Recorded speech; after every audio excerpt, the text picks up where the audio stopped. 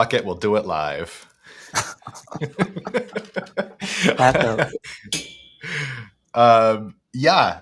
So we are back. It's another week. It's another Zero to Traction, and we've got some good stuff lined up. Before I get to that, Cameron, how are you?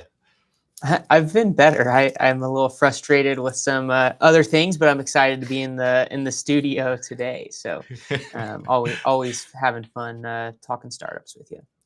Yeah, you likewise, man. And I'm exhausted and probably not in the best place either for an episode. So who knows? Maybe one of us is going to end up on an angry tirade today.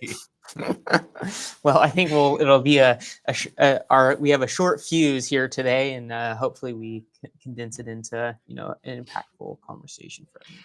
Well, speaking of impactful conversations, welcome to Zero to Traction, a podcast about how first-time founders create companies that scale. Your regular co-host coming at you as usual. I'm JDM, aka Josh David Miller, here with Cameron Law, my good friend. And Cam, I'm excited. Should we just dive in? Let's dive in. Let's hop into it. So we are coming at you today with an episode that we are calling Scalable or Sketchy, where we are going to break down growth loops. We're going to talk about why some scale, why some spiral into the abyss. We're going to play a little game where our returning co-host Cass is going to give us a little growth theory. I'm putting that in air quotes here, a little growth theory, and then we're gonna break that down. Is it a viral loop? Is it a land and expand? Is it gonna break down? Is it gonna scale? Is it gonna work? Is it gonna what? We're gonna do that. This is part of like our continuing coverage of the 8 T's that startups need to prove, have some evidence behind, get some credibility behind in order to raise money. That's team, TAM, timing, traction theory, tracking terms, and technology. And so right here, we're talking theory. This is the theory part. This is how you're going to go to market. What's that wedge? What's that customer that you're getting into? What's the business model that's going to turn that into something interesting? And what is your expansion thesis beyond that? So maybe we spend just a minute explaining what we mean by theory, what we mean by growth theory, before we dive into the game. Kind of do some groundwork here. What do you think? Let's do it. All Yeah, right, kick cool. us off, and I'll fill in any pieces that you probably won't miss. So Well, we'll see, because again, not the best place for our episode, but here's what we got. So I mentioned briefly that when I talk about theory in terms of the 8 T's, I'm speaking of those 3 things. I'm speaking of your early adopter, right, and for which you're building some go-to-market strategy behind, right?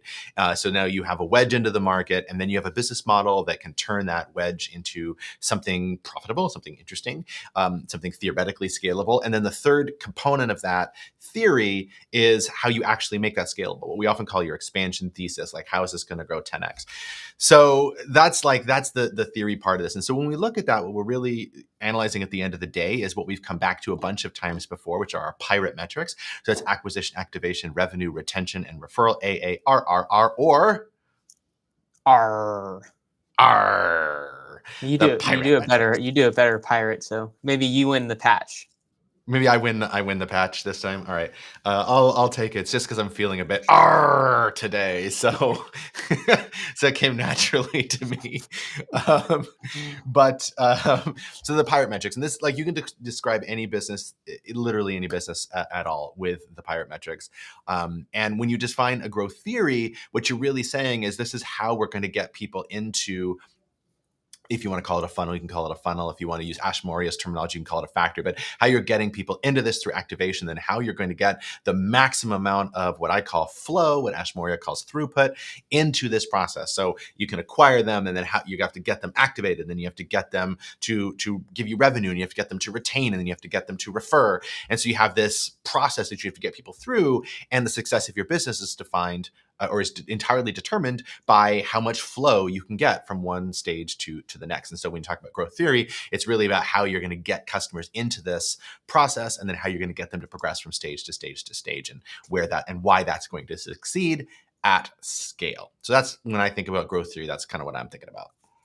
I love it. I'll just take it kind of from the pitch investor side of really like your job is to gather the evidence of why these pieces of theory ultimately come together, right? And so, yes, as you're starting, here's kind of the idea, and this is where we are today, and this is where we see ourselves in the future.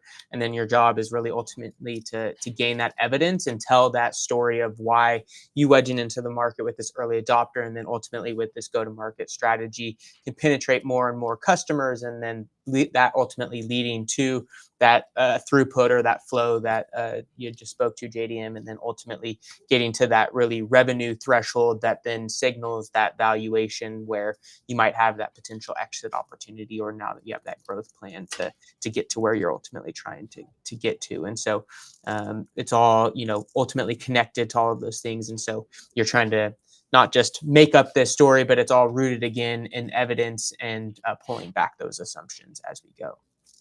Awesome. All right. So theory done. We're short on time today, so we'll dive right into the game. We'll do a few of these little rapid fire. We're going to hear these as always at the same time you do. I mean, which is to say real time, because technically you're listening to a recording. So we definitely heard them before you, but we are hearing and reacting to them in real time. So you can react along with us. You ready, Cam? Let's do it. All right, let's dive in. All right, so Cass is kicking us off with what it calls the creator economy classic. And here is the growth theory for us to react to. We give creators free access to editing tools. They invite their followers to view and share their content.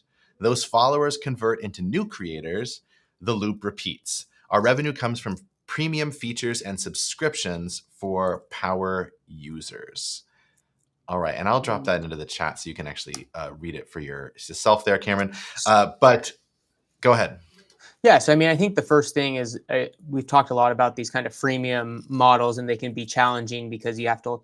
I'm taking this as a freemium model because they're saying at some point they're getting premium features, and so obviously, there's some virality that can come from. It sounds like they're really relying on referrals, and so they have to certainly deliver value. And so if they're delivering that solid amount of value at a free stage to get those more and more content creators on there, they might be really hurting themselves because they're getting more and more of these content creators that are getting sufficient value to start, that might not really want to hop into that next layer of becoming a paying customer. If it's something where it's actually baked into them becoming there's a basic subscription and then they have to opt into a premium, and so they have a virality in terms of paying customers, then that's certainly something of value. But I think they might be digging themselves a hole if they're taking more of a freemium approach. Like it's growth in numbers of users, but really not able to capture that value back, and that could be certainly to detriment. And then you're like, hey, we're raising more and more capital, we have a lot of people activating, they're using this, but there's not that like ability to really turn on the spigot of revenue, which ultimately is going to be that growth opportunity for you. So that's what first comes to mind for me. Yeah, I'll just put a finer point on that and then add one thing. So, I always say freemium and insurance are just the opposite business model pattern, right? So with insurance, everybody pays and very few people utilize, and so you have to get enough payers to cover the utilizers, and then leaves enough left over for profit. With freemium, you're getting where everybody utilizes and very few people pay. So you have to get the number of people paying to be sufficient to cover all of the people who are free utilizers. Now, the challenge that I have with this particular way of approaching freemium, right, is that like I've implied that you need a compelling reason that you're going to be able to get enough of the premium users to cover the free users. And what we're doing here is building our growth entirely around virality, so to get tons and tons and tons of free users. And instead of actually having a compelling case for converting those to premium, what we're actually just saying is we're going to figure out premium later. So basically, it's like, let's bleed money for a while in the hopes that at some point we can turn this into a freemium model. And that, without something very compelling in there, I find that an extremely risky strategy. The other thing that I have a problem with here is just in this flow. So creators get tools for free.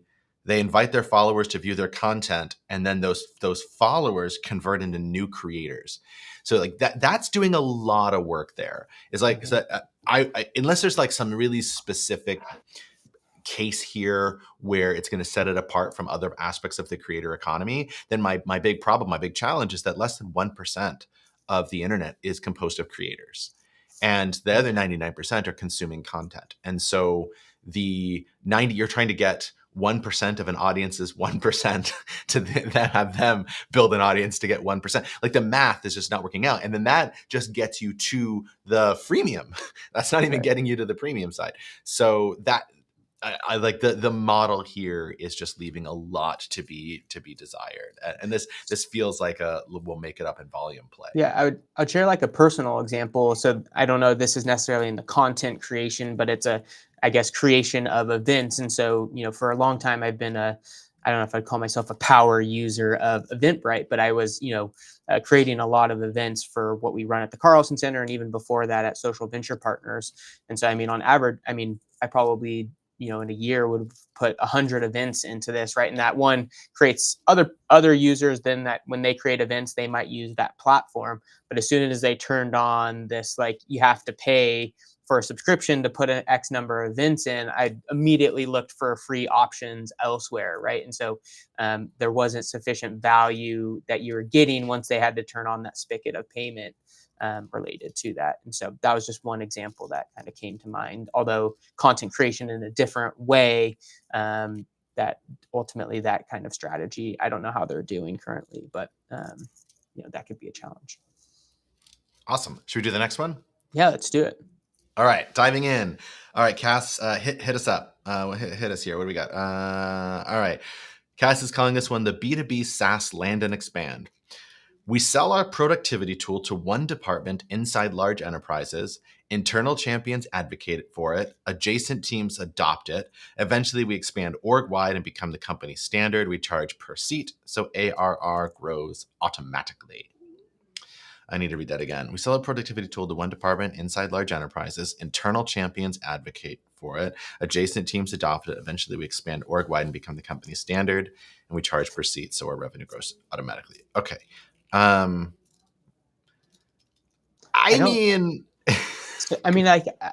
think it's an interesting thing, but I think people in different departments, I would imagine, in an enterprise would view productivity differently.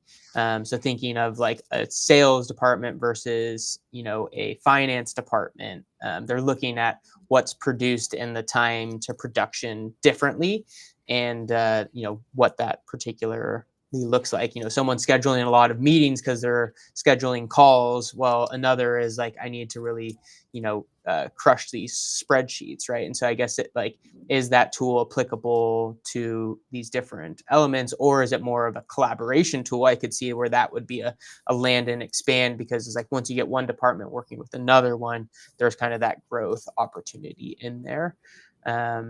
Where my mind went was to like Calendly or something, where that's something where I could see, hey, it made it easier for people to calendar. And I don't know if that falls into productivity necessarily, but I don't know. I think when yes, champions are key to advance anything in probably an enterprise or large organization, but that, are they incentivized to push that forward, or is it actually to their advantage to be more productive than other departments because they get more budget or other things? And so does it lead to disincentive for them to actually champion it across their departments? So that's one idea. Yeah, those are all good points. I have two additional problems with it. So one is like, I see a lot of founders, particularly early stage ones, have this fantasy of like, our customers are going to do our sales job for us. and it's usually a fantasy. So like if you actually have a compelling flywheel built in, like this would be where in the productivity tool, there's some work product that gets generated, and that work product gets shared with other departments, and then through that sharing they are exposed to the tool as just a consumer. Then that can be a natural flywheel, because people then get interested in that. This is like, to use your Calendly example, if I book a meeting using your Calendly link, I see that it is Calendly, and I'm like, oh, that's interesting, right? And so there's a natural flywheel built into that. But if it's just an internal productivity tool, like I don't know. Like if there's going to need to be a compelling flywheel just in any case for the sales job to happen there.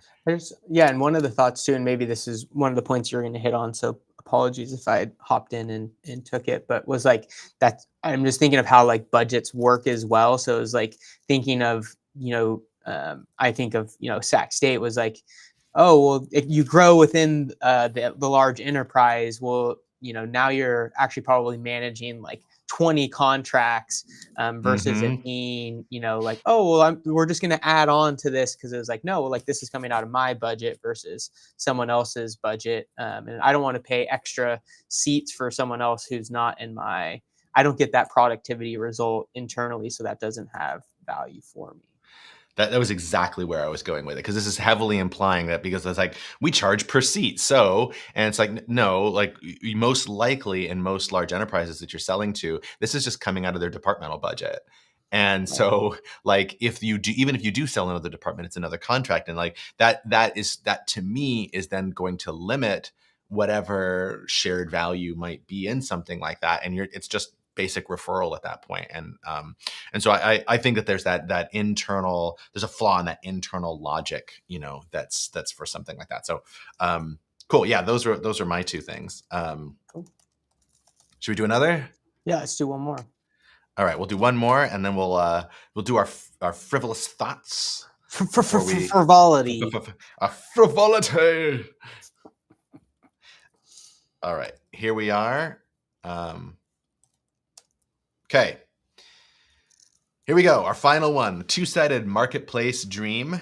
We onboard service providers to our marketplace first. They list attractive offers. Customers are drawn in by the selection. More customer demand attracts more providers. Infinite scale. We take a small transaction fee from every booking. Booking.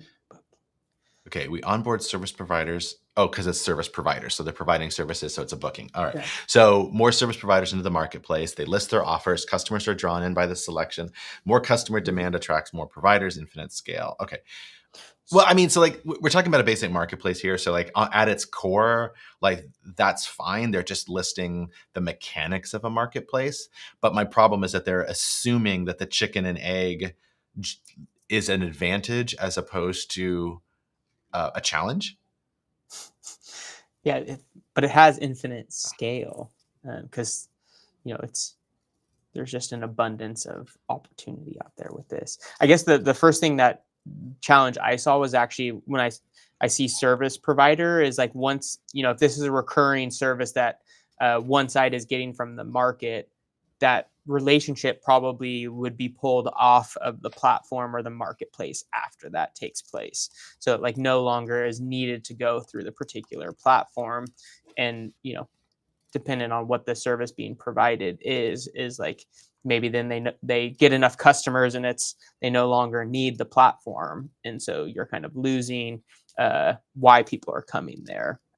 So those are just some of the things that I would think about. We've seen that with some of the other, like, I think it was one of the like to-do list matching things, right? It was like, oh, well, if they, get their their lawn mowed, they now have that relationship, and it's like, hey, I come every Monday, and that's no longer needs to go through the platform, and so you can't capture that small transaction fee that you're relying on, which yes, over an abundance of time, those small transaction fees add up. But if they stop transacting through the platform, then you're no longer really able to scale.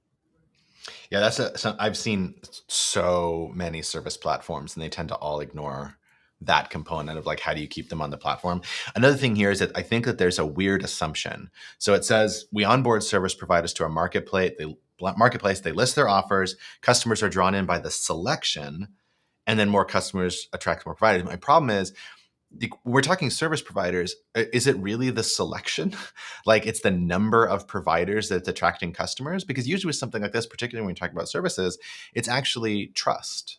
It's like, why are they going to trust the service providers I'm finding on this market? And so having more providers on there isn't of value to customers anyway, even assuming you got around the chicken and egg problem of like, why are providers going to list attractive offers in the first place if there are no customers there? And then just trying to get a bunch of customers or getting a bunch of providers to get, that's just, there's a flaw just in the chicken and egg logic anyway, I think. I agree. Yeah, Um, I guess what's missing, right? And I know we probably part of it is the part of how the game's set up, but it's like, what is really the value that's driving this connection outside of like, yeah, it's a platform that connects a service provider and someone who needs services. But like, why is this different than the current mechanism of how they're finding service providers? So like them just Google searching, why is this different? And to your point, usually this is a trusted source of these organizations or service providers, and so then therefore you're helping them more quickly identify something that's going to deliver value. right. 100%. All right. Well, unfortunately, that's all the time we have for our scalable or sketchy game. But this would not be Zero to Traction if we did not share some frivolous thoughts. Do you got one in mind, or do you want me to go first? You can kick it off if you have something. If I not, do. It go ahead. actually came to me this morning before we were recording. I was thinking about there's I think it was popularized by Mike Rowe from Dirty Jobs. Okay. But I think of it in a different context. And anyway, it's a phrase, and the phrase is safety third.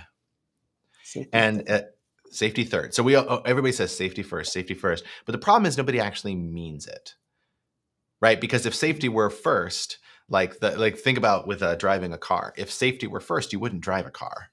Because that's how do you avoid a car accident? You don't drive the car, but you actually need to get somewhere, right? And so safety isn't usually the number one concern. Safety, like it's not even the number two. Safety is number three, and it should be number three because safety is important, right? But there's something else that's one and two. And I think when we're engaging in, just to use this in the context of say entrepreneurship, like when you're looking for making that big play, where you're going to go out into the marketplace and be super vulnerable and potentially get hurt, we cannot take a safety first approach, right? Because if we do a safety first and all we're going to do is guard our ideas, work forever on perfectionism and never actually launch, it's not a question of safety first, it's safety third. But here's the interesting part is that it's up to you, the founder, it's up to all of us to decide what number 1 and 2 are on the list. So like if you just start adopting that attitude of safety third. So now we need to figure out what is more important than safety right now. Is it actually making your startup successful, or is it pursuing your dream, or whatever it is? Like, what is it for you that's number 1 and 2 on the list? Because it's not going to be safety. And if it is, then safety is all you're ever going to have and never anything else because it's number 1 on your list. So safety third. Friends, safety third. Safety third. Nice. Well, so I guess if we're going down the quote or a little deeper meaning there, I like that. So it makes me think of our startup challenges. Like, you're going to be outside of your comfort zone and in a dangerous space, but in a safe space that's going to help you actually be able to move forward. And so I actually came across this. It was on TikTok. It was basically this quote is like, don't it's tied to being a man, but I'll think of it as in terms of like your startup or even just like your own vision of where you want to be. It was like, don't think about who that person is necessarily always in 20 years, but the decision you're making here today to ultimately get to that future. And so oftentimes we like think so much about like, oh, well, what would that person be doing? But then your actions in the day don't necessarily mirror that. And so tied to kind of this episode, right, is like you want to have that theory of what the scalable startup is, and you want to do that thought process and understand how things are connected. But it ultimately the bias towards action to experiment and get evidence and actually do that work is what's going to connect all those dots, right? That's going to get the trend line to that future state, but you need to ultimately do the actions here and today to reflect that in the future. So I guess we're, we should be frustrated more often because we bring a little bit deeper thoughts to our promotion. When we're in a good mood, we're like, let's talk about the kings and television. And now we're like, let's get deep, motherfuckers. Safety third. Get frustrated. uh, awesome. Well, that takes us to the end of this episode of Zero to Traction. So, thank you everybody for spending a few minutes with us today. Time is the one resource that we can never get back. Super flattered you've decided to spend some time with us. And as always, if you have a startup friend, think right now, you got a startup friend. Maybe it's a coworker. Maybe it's your brother. Maybe it's just this nice woman that you met at some point in the past, and they have a startup and they're working on this and they're trying to figure out how are we going to make this thing really big. You got that person in mind? You thinking of them? Okay, great. Mm-hmm. Take that person right now, send them this episode of Zero to Traction, help them out, help them figure out the flywheel, and help us out as well, because podcasts grow by word of mouth. And that's the only way that happens. So thank you so much for doing that. And remember to like or subscribe wherever you like or subscribe. And we'll see you back here next week for a new episode of Zero to Traction. Cameron, thank you for hanging out with me today. Thank you. Always a pleasure. All right. Awesome.